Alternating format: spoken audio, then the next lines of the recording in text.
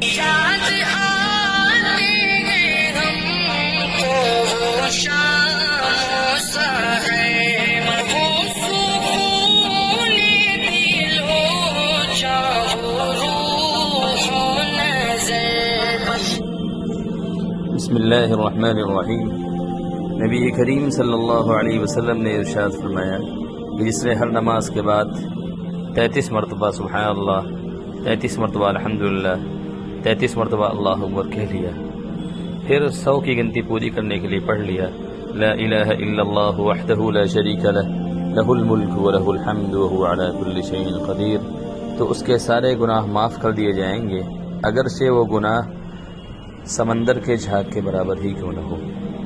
اس روایت کو امام مسلم رحمۃ اللہ علیہ نے نقل کیا۔ اس لیے ہمیں بھی ہر نماز کے بعد اس تسبیح کا اہتمام کرنا چاہیے۔ السلام علیکم ورحمۃ اللہ وبرکاتہ۔